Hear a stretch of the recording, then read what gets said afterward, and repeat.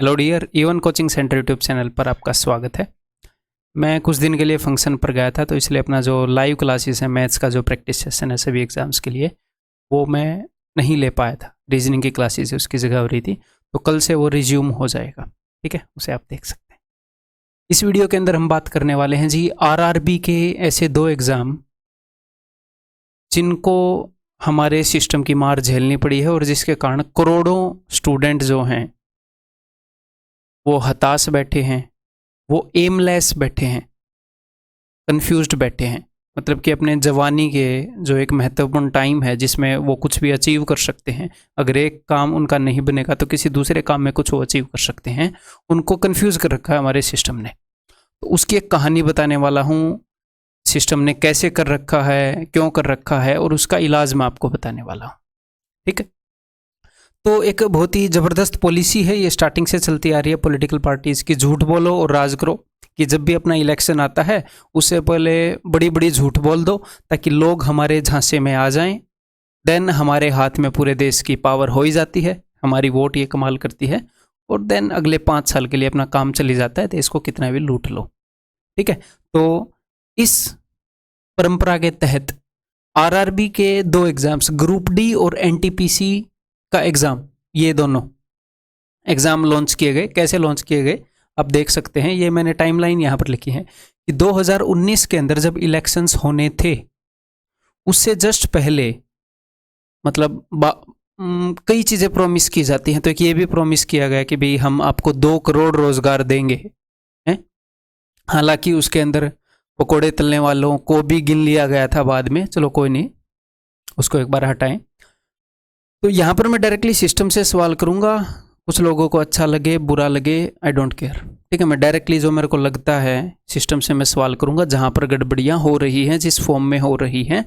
अगर हम किसी भी गलत चीज़ को नहीं देखेंगे, उसको नज़रअंदाज करेंगे, तो वो होनी बंद नहीं हो जाएगी, उसका एग्जिस्टेंस बंद नहीं हो जाएगा, वो वहाँ पर है। ठीक है, तो ए पॉजिटिव अप्रोच इज कि जहाँ पर गंदगी है उसे देखें और उसे साफ करने की कोशिश करें, that is a positive approach.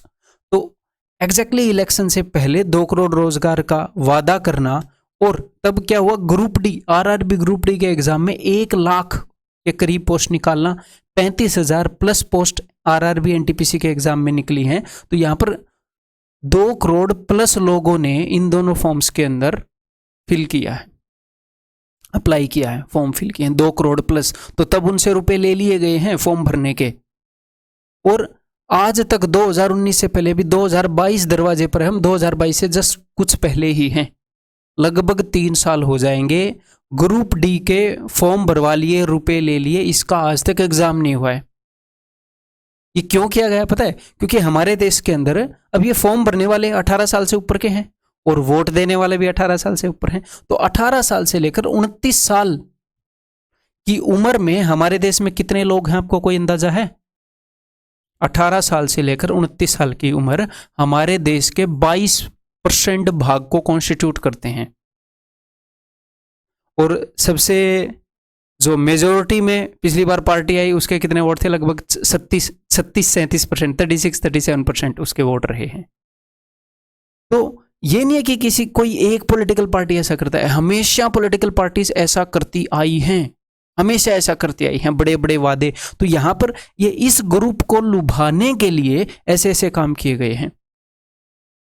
आप देख सकते हो कि 1 लाख इसकी चीज़ें अनाउंस कर दी, 1 लाख इसकी भर्तियां अनाउंस कर दी गई हैं, 35,000 प्लस RRB NTPC की भर्तियां अनाउंस कर दी गई हैं। अभी अगले इलेक्शन आने वाले हैं, तो उससे पहले क्या होएगा? मेरे ख्याल यही सिस्टम बहुत बढ़िया है, एक इलेक्शन से पहले फॉर्म भरवा लो, अगले इलेक्शन से पहले एग्जाम करवा दो, हैं लोग याद रखेंगे, इस इलेक्शन से पहले याद रखेंगे कि भाई अच्छा फॉर्म निकाले हैं भाई, इतनी भर्तियां निकाली हैं। इस इलेक्शन से पहले याद रखेंगे, अरे एग्जाम आ गया, एग्जाम आ गया, देखो हमने बोला था ना एग्जाम कराएंगे, बस ऐसे कर दो। मज़ेदार चीज़ है, एक बहुत बड़ा हिस्सा, एक बहुत बड़ा तबका ऐसे टारगेट किया गया है। ये सोची समझी चीज़ें हैं, अगर आप इन चीज़ों को नहीं समझ पाएंगे तो आप बहुत भोले हैं। तो अब इनके बहाने क्या दिए जाते हैं? इन चीज़ों के बहाने दिए जाते हैं कि इतने ज़्यादा फॉर्म भरे गए हैं कि इंफ्रास्ट्रक्चर नहीं है, कोई भी एजेंसी कैपेबल नहीं है इतने ज़्यादा ट्रैफिक को हैंडल करने के लिए। और इलेक्शन कोई छोटा मोटा प्रोसेस है क्या? इलेक्शन का इंफ्रास्ट्रक्चर है, दूर दराज हमारे देश के वोट इकट्ठा करने के लिए हमारे देश के दूर दराज के इलाके, मतलब कि जहां पर लाइक कोई मोड ऑफ ट्रांसपोर्ट पहुंच सकता हो, वहां पर जा जाकर भी इलेक्शन करवाए जाते हैं। इतनी बड़ी दुनिया की सबसे बड़ी डेमोक्रेसी के अंदर, तो अगर उसका इंफ्रास्ट्रक्चर हमारे पास है तो इस चीज का इंफ्रास्ट्रक्चर क्यों नहीं है भाई?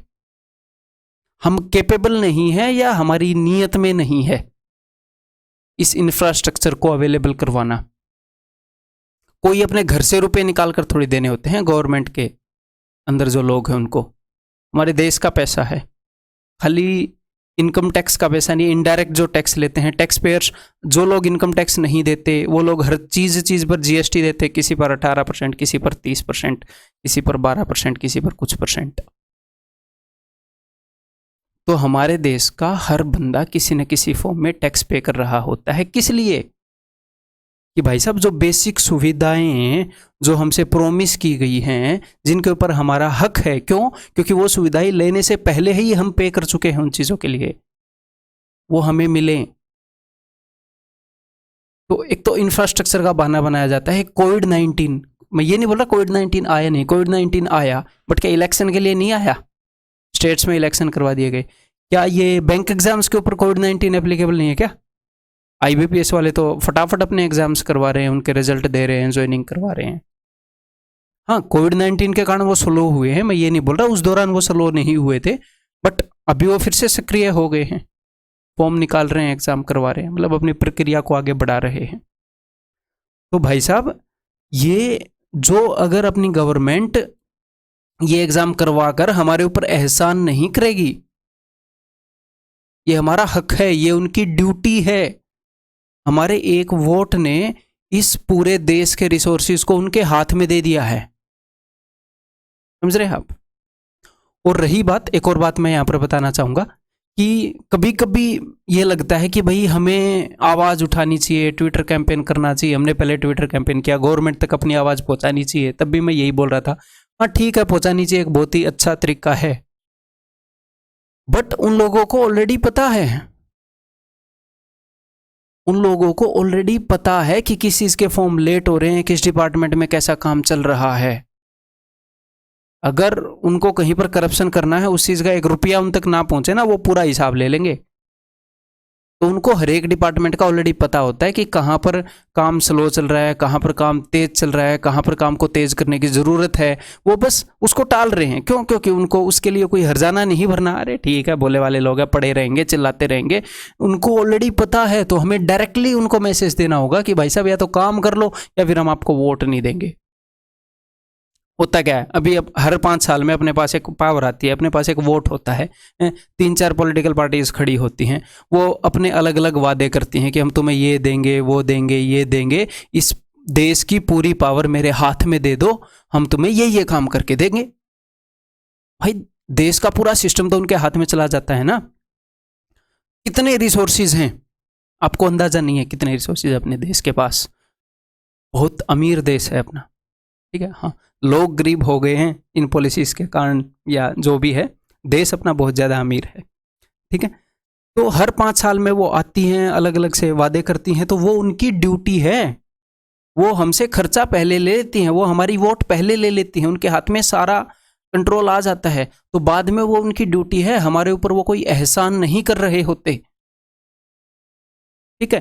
तो हमें क्या करना होएगा, हमें डायरेक्टली ये करना होएगा, मेरे हिसाब से जो ठीक काम है, जिसका कुछ इम्पैक्ट पड़ेगा मेरे ओपिनियन में, वो मैं आपको बता सकता हूँ। पिछली बार भी इसी का इम्पैक्ट पड़ा था कि www.pmindia.gov.in ये एक वेबसाइट है जहाँ पर हम हमारे PM को मैसेज लिख सकते हैं, अगर हमारे मन में कोई भी बात है, कोई भी शिकायत है किसी भी तरह की, ठीक है। तो यहाँ पर आपने करना क्या है, यहाँ पर अपने आप को रजिस्टर करके, ये फ्री है, 1 रुपया भी नहीं लगेगा, मैं भी कई बार इसके ऊपर कंप्लेन कर चुका हूँ। www.pmindia.gov.in यहाँ पर आपको ग्रीवेंस डालना है, यहाँ पर आपको अपनी कंप्लेन डालनी है, अपनी कंप्लेन दर्ज करानी है। उसके अंदर आपने क्या करना है, उसके अंदर आपने अपनी भाषा में अपना दुख दर्द बयां करना है रेलवे के स्टूडेंट को कि भाई साहब इतने दिन पहले, पुराने इलेक्शन से पहले हमसे रुपए ले लिए गए, एक एनटीपीसी का एग्ज़ाम है जिसका सिर्फ स्टेज 1 का एग्ज़ाम कंडक्ट हो पाया है 3 साल के लगभग में, और दूसरे वाले का तो एग्ज़ाम की डेट आज तक नहीं आई है। तो हमने आदरणीय प्रधानमंत्री जी, हमने आपको इसीलिए वोट दिए थे, हम इस देश के युवा हैं, कि आप हमें रोजगार देंगे। सिर्फ इस मुद्दे पर हमने वोट दिए थे। अगर आप हमें रोजगार नहीं दे पाएंगे तो शायद हम आपको अपना वोट नहीं दे पाएंगे। ये कोई रूड बात नहीं है, एक जेन्युइन बात है, और मेरे को ये काफ़ी प्रैक्टिकल सी बात लगती है। हम वोट दें वहाँ से काम लें, वेरी वेरी सिंपल ट्रांजैक्शन काफ़ी। तो हम ये बात लिखेंगे तो शायद ये बात थोड़ी सी इंपॉर्टेंट लगेगी। अच्छा, अगर मैं काम नहीं करूंगा तो मेरे हाथ से कुछ जाएगा। तो यहाँ पर भारी संख्या में आप ग्रीवेंसेस डाल सकते हैं। आप अगर अपनी मदद नहीं करेंगे तो कोई नहीं करेगा, सीधी बात है, सीधी बात। ठीक है, आरआरबी के पास हम अपना ट्विटर हैशटैग ट्रेंड करा सकते हैं। आरआरबी के पास हम एप्लीकेशन ले जाकर उनको बोल सकते हैं इतने बच्चे परेशान हैं, ये देखो एप्लीकेशन। क्या आरआरबी वालों को पता नहीं है क्या इतने बच्चे परेशान हैं? भाई उनको पता है, उनको सब पता है। उन्होंने 10 काम और लटका रखे होंगे, उनको वो भी पता है। आपको शायद उन कामों के बारे में ना पता हो। ठीक है, सो दे आर वेल इन्फॉर्म्ड। उनको जस्ट हमने ये देना कि भाई तुम हमें ये चीज नहीं दोगे जो तुम्हारी ड्यूटी है, तो हमारे पास एक छोटी सी चीज है। एक बंदे के पास छोटी हो, मिलाकर बहुत भयंकर हो जाती है वोट की ताकत। हम आपको वो नहीं दे पाएंगे जी, तो प्लीज ये काम कर दो। तो एक छोटी सी रिक्वेस्ट है आप लोगों से कि भाई 23 नवंबर से लेकर 25 नवंबर तक, 23 नवंबर आज है तो 23, 24, 25 3 दिन हो गए, एटलीस्ट 3 बार 5-5 मिनट निकालकर आप वहां पर शिकायत दर्ज कर सकते हैं क्या? अगर हो सका तो इस वेबसाइट का लिंक मैं डिस्क्रिप्शन में दे दूंगा। एक बार मैं उस पोर्टल का लिंक डिस्क्रिप्शन में दे रहा था तो वो काम नहीं कर रहा था, तो इसलिए मैंने वेबसाइट जो है इसका लिंक डिस्क्रिप्शन में दे दिया है। जब आप इसके ऊपर जाएंगे तो जब नीचे स्क्रॉल करेंगे तो राइट टू पीएम ये आपको दिखेगा, वहां पर आपने क्लिक करना है और उसके आगे वो कुछ इन्फॉर्मेशन, जब यहाँ पर जाएंगे इस वेबसाइट के ऊपर नीचे स्क्रॉल करेंगे तो राइट टू पीएम ऐसे बड़ा बड़ा लिखा हुआ आपको मिलेगा। तो वहां पर क्लिक करके आगे आपको कुछ इन्फॉर्मेशन देनी है और पब्लिक ग्रीवेंस की कैटेगरी के अंदर आपने ये अपना ग्रीवेंस डालना है। तो आपको खुद अपनी मदद करनी पड़ेगी। ठीक है, और इस मामले में आप लोग ही अपनी मदद कर सकते हो। तो इस बात को अपने दोस्तों के साथ शेयर करो कि भाई डाल दे, एक ग्रीवेंस डाल दे, 5 मिनट लगेंगे, वैसे भी निठल्ला बैठा है, कोई काम नहीं कर रहा है, डाल दे। फिर पढ़ लेना। पढ़ाई का ये मत बोलना कि पढ़ाई में से मैं इतना टाइम नहीं निकाल पा रहा।